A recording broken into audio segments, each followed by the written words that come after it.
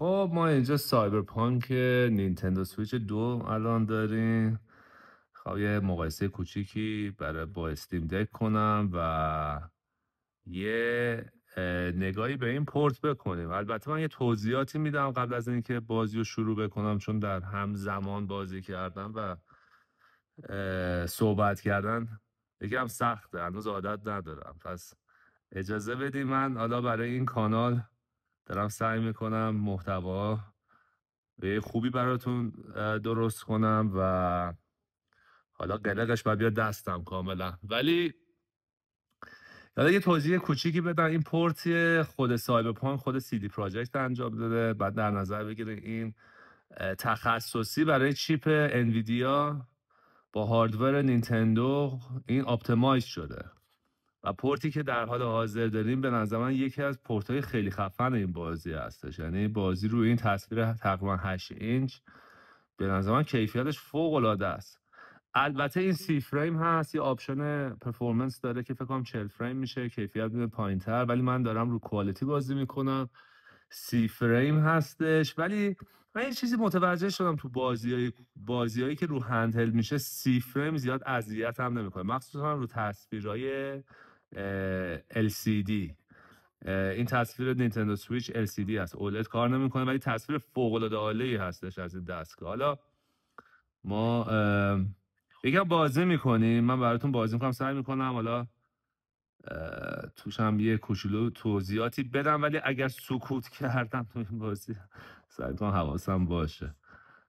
یکم میگم قلق این هم فیلم برداری هم چیزو میخوام هم یاد بگیرم، هم قلقش بیاد دستم که برای شما محتواها رو هی بهتر کنم. لطفا توضیحات هم بدین که محتوا رو چه شکلی بهتر کنیم، چه چیزایی میخوایم ببینید که ما اینا رو براتون ارائه بدیم.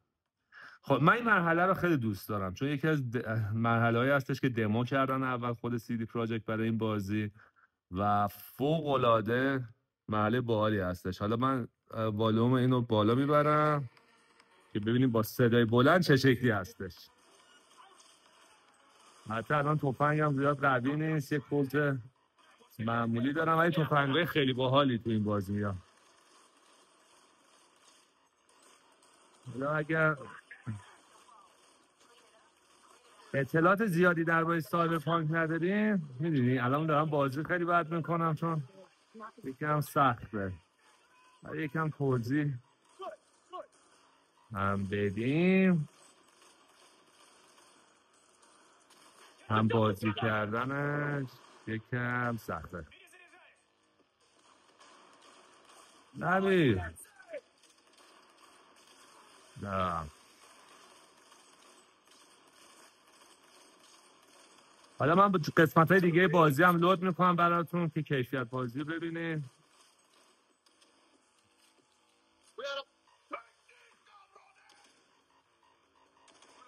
آره این الان از اینجا داره تیر میزنه، ما باید از پنجره بدیم.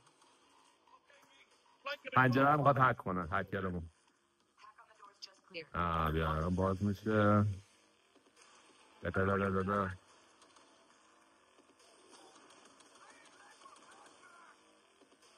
گیر کرد. آها حواستو پرت میکنیم و دوستمون میاد میزنش میپشت دیوار و با 2 تا مش یارو میمیره. بله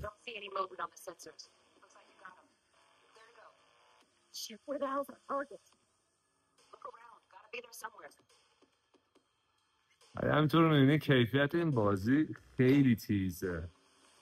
نه بازی نکست جن هستش، لایتینگش فوق العاده است. حالا مشکلی که من تو این دیدم یه جاها شادوهاش سایه ها رو بد نشون میده، خیلی بلاکی، خیلی نقطه‌ای نشون میده، ولی در کل کیفیت بازی عالیه. ما اومدیم اینجا که ایشون رو نجات بدیم. دزدیدن یه دختر پولداریه که حالا دزدا گانگسترها اومدن قطعات بدنش رو بردارن. هک میکنیم که اینو بیدار بکنیم و از بیمه بیمارستانیش استفاده کنیم که بیان کمکش کنن. من تیکای دیگه بازی براتون میذارم که ببینید. خب یکم از قسمت اوپن ورلدش ما بذاریم ببینیم میتونیم یکم شلوغی را بندازیم تو این بازی. یعنی پرفورمنس این بازی در حالی که همه چی یه کوچولو خر تو خر میشه چه شکلیه. الان یه ستاره شده. بمبامو بد پرت کردم. یه دونه دیگه ببینیم چی میشه. و فیزیک عالی این بازی. خدایش من این بازی رو دوست دارم، ولی یه چیزی که جی تی ای رو خیلی بهتر کرده تو این نسبت به این بازی اینه که فیزیک تو جی تی ای ها خیلی خفن تره و برای همین فان بود که آدم شلوغ بکنه. تو این هم آدم میخواد ادای جی تی ای رو در بیاره. یکم اوپن ورلد هستش و میتونی یه کاری کنی پلیسا زیاد بیاد، ولی اصلا هیچ چیزی شباهت جی تی ای حتی جی تی ای قدیم هم نیستش. ماشین پلیس بدزدیم. میخوام پرفورمنس گرافیک بهتون نشون بدم کلا تو این بازی و با استیم دک مقایسه بکنه. ولی کلا این بازی و داستان خیلی فوق العاده ای داره. دنیایی که ساختن خیلی باحاله و کاش که این بازی اوپن ورلد نمی‌کردن. یعنی نرو داستانی میرفتی جلو، حالا قسمت‌های اوپن داشت و اینا رو میذاشتن و به نظرم بازی خیلی باحال‌تری میشد. حالا امیدوارم برای سایبرپانک 2 بتونن حالا رو اوپن ورلدش بیشتر کار کنن و باحال‌ترش کنن. خب من چرا اون تفنگم بیا یکم شلوغی را بندازیم. یکم از نورپردازی این بازی فوق العاده عالیه. HDR این نینتندو سویچ رو الان قشنگ میبینین کیفیت HDR رو. HDR سر این نورا خیلی خوب خودشو نشون میده و واقعا فوق العاده است. حالا با ما استیم دک اولد هم قراره مقایسه بکنیم اینو که ببینیم با اولد چه فرقی داره. البته خب کانترست اولد یه چیز عجیب غریبیه.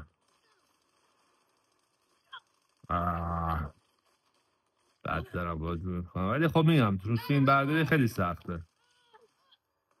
نمیخوام بهونه در بیارم. خدایش خیلی سخته چون همزمان میخوام دوربین رو نگاه کنم که ببینم فیلم درست میگیرم. دستم از تو دوربین بیرون نیستش. ولی میگم من دارم الان سعی میکنم قلق کار یاد بگیرم که واسهتون محتوای عالی درست کنم و بهترش کنم براتون. و حتما هم کامنت بذاریم به من بگین چیا دوست دارین ببینین، چه گیمایی چه محتواهایی میخوایم ببینید. آیا میخوایم مقایسه ببینید بین بازی ها ورژن های مختلف؟ آیا میخوایم خود بازی رو ببینید؟ آیا میخوایم فقط گیم پلی ببینید حرف نشنوین؟ لطفا به من بگین که من چون علاقه خیلی زیادی به گیم دارم دوست دارم محتواشم بسازم باهاتونم حرف بزنم. یعنی اصلا توضیح بدم نشون بدم. عشقمه واقعا. یکی از یعنی قسمتی از زندگی به گیمینگ. خیلی خیلی علاقه زیادی دارم بهش و دوست دارم گیمرهای دیگه یا آدمایی که گیمر نیستن این عشق و علاقه رو برای خودشون داشته باشن و یه قسمتی از زندگیشون هم باشه چون خیلی قشنگه. ما اینجا داریم میمیریم اینجا بعد ریدم یکم. ولی میخوام شلوغ ترین حالت این بازی رو بهتون نشون بدم. حالا فرار کنیم یکم ببینیم در حال فرار چیکارا بشه کرد. برو اونجا. بذار برای یکم دیگه میتونم اسپری جونم رو استفاده کنم.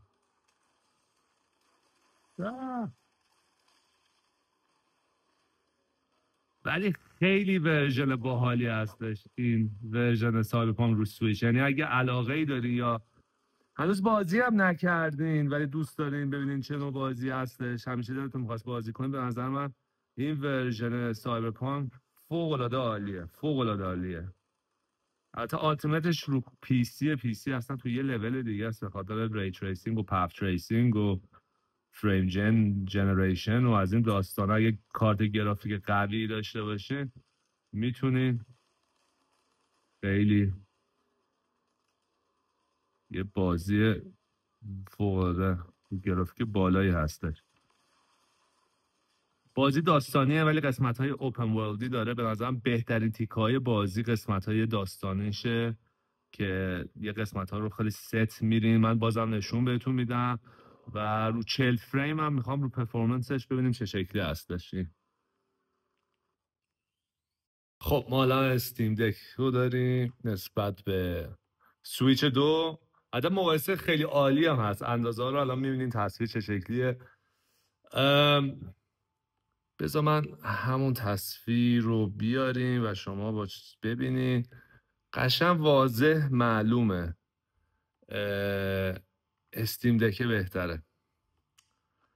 دلیلش اصلیشم وقتی میگم اولد، من خودم خیلی باور دارم رو تصویر اولد، خیلی رو رنگامیزی تاثیر میذاره. و اگر حالا شاید تکنیکی بگیم که رزولوشن اینم اگه بهتر باشه، اولد یه کاری میکنه که تصویر خیلی بهتر و تیزتر باشه. همینطور که بذار این دکمه رو بزنه اینجا، ولی مقایسه ها رو قشنگ ببینیم.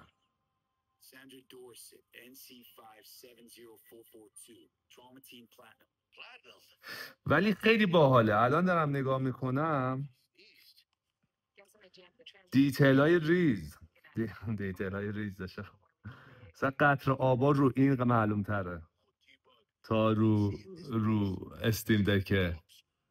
خودتون متوجه میشین یا نه؟ تکسچرها الان اینجا همه این یکم تیزتره، این یکی ماتره، ولی این قیچیه یکم بهتره.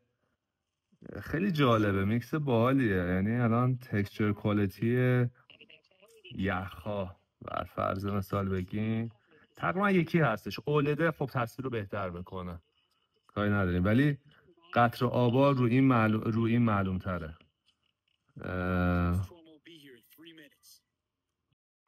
خب میخوام یه قسمت دیگه از سایبرپانک رو بهتون نشون بدم. قسمت DLC این بازی از فانتوم لیبرتی که با خود بازی سایبرپانک میاد. اگه رو سویچ بگیرین به نظر من DLC فوق‌العاده عالی هستش. این داستانش فوق‌العاده عالیه، ولی میخوام این قسمت رو بهتون نشون بدم و میخوام ببینم رو 40 فریم چه شکلیه. من یه جلوتر امتحان کردم و شوک شدم. یکم باگ داره این DLC. من تا الان بازی کردم، خود بازی اصلی، قسمت های بازی اصلی هیچ مشکلی نداشته، ولی DLC یکم با باگای مختلف مواجه میشم. فکر کنم DLCش البته همینطور هم هست، همینطور هم بود، سنگین تره از نظر دیتیل، از نظر نورپردازی، از نظر تعداد NPC رو تصویر. کلا این DLC سنگین تره. حتی رو کنسولای قبلی، نسل قبلی ریلیس نشده چون نمیتونست هندل بکنه. ولی من میخوام فرق 40 فریم رو بهتون نشون میدم با رزولوشن پایینتر. الان ما رو 30 فریم هستیم با کیفیت، یعنی کوالیتی مود هستیم.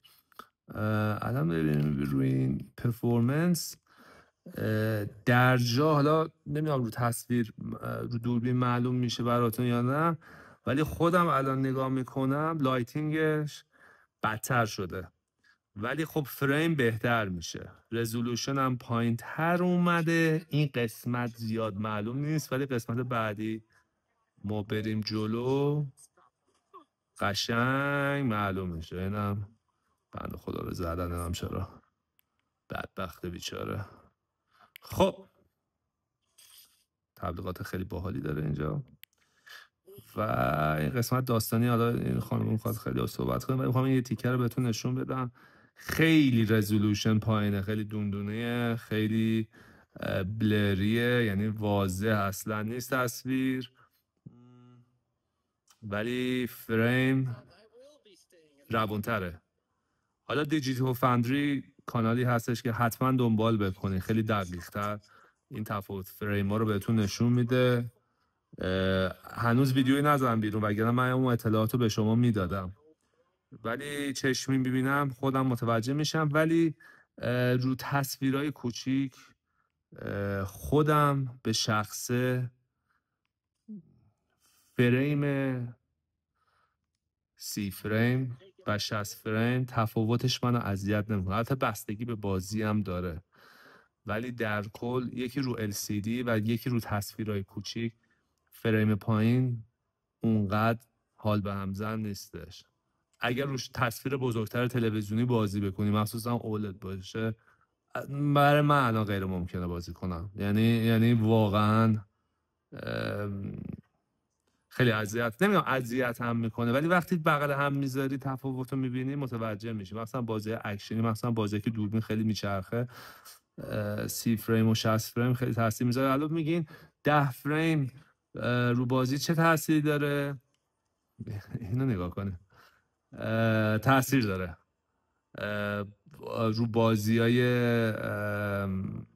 رو بازی‌ها رو تلویزیون. من خودم تفاوتش رو میفهمم. یعنی اگر آپشن بالانس مودی باشه، معمولا اسمش رو این میذارن، من معمولا 40 فریم رو انتخاب میکنم که هم کیفیت تصویر بالاتری داشته باشم، هم رزولوشن بالاتر، ولی هم فریمی باشه که به وحشتناکی 30 فریم نباشه. و وقتی میام وحشتناک، الان بد عادت شدیم، یعنی 60 نمیگم بد عادت، ولی وقتی 60 فریم آدم ببینه یه سخت برگرد آدم. ولی دوباره میگم خیلی بستگی به بازی داره. میگم ما الان میریم دور پرفورمنس. قشنگ حس میکنم،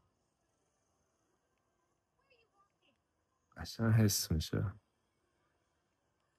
آره، ولی رو تصویر کوچیک من روی این بازی خودم به شخصه کوالیتی انتخاب میکنم. واسه من خیلی بهتره. ولی خودتون بگین به من، خودتون معمولا رو چه فریمی دوست دارین بازی کنین؟ آیا اصلا فرقی داره، متوجه میشین یا نه؟ یا فقط 60 فریم میخواین بازی کنین یا 30 فریم با کیفیت فوق العاده بهتر؟ حتما کامنت بذارین بگین به من.